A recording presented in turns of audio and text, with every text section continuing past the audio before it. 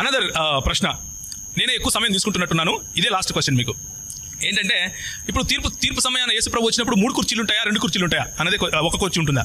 ప్రశ్న ఏంటంటే హిందీలో చెప్తాను, బిన్ పైందేకా లోటా అని విన్నారు ఎప్పుడన్నా? అంటే కూర్చోడానికి వెనకాల సీట్ ఉండాలి, దేవునికి సీట్ ఉంటుందా? ఏం మాట్లాడుతున్నారు మీరు అన్న క్వశ్చన్ వేయండి. అర్థమైందా? సింహాసనము అని ఏ మాట అయితే చెప్పారో అది లిటరల్గా ఉన్నటువంటి సింహాసనం ఖురాన్లో ఉంది, బైబిల్లో లేదు.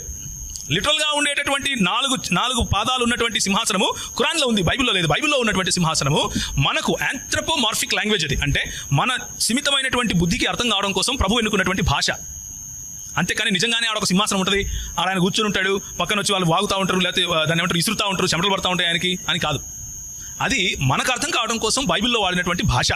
సో థియలాజికలీ దేవుడు నిజంగా కూర్చుంటాడా, లేస్తాడా, నడుస్తాడా అని చెప్పడానికి వీలు లేదు. ఎందుకంటే దేవుడు ఆత్మయున్నాడు. దేవుడు ఆత్మయున్నాడు కనుక ఆయన ఆరాధించేవారు ఆత్మతోనూ సత్యముతోనూ ఆరాధించవలను అన్న సత్యము మన ప్రభు అయిన యేసు మనకు తెలియజేశాడు కదా. కాబట్టి తండ్రి కుమార పరిశుద్ధాత్ములు అన్నటువంటి ఒక దేవుడు కూర్చోవడానికి ఎన్ని సీట్లు ఉంటాయి అన్న మాట అప్రస్తుతం.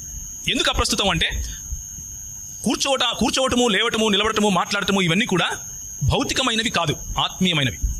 ఆత్మ కూర్చుంటుందా, లేస్తుందా, తిరుగుతుందా అన్నటువంటి మాటకు బైబిల్లో ప్రత్యక్షత మనకు లేదు.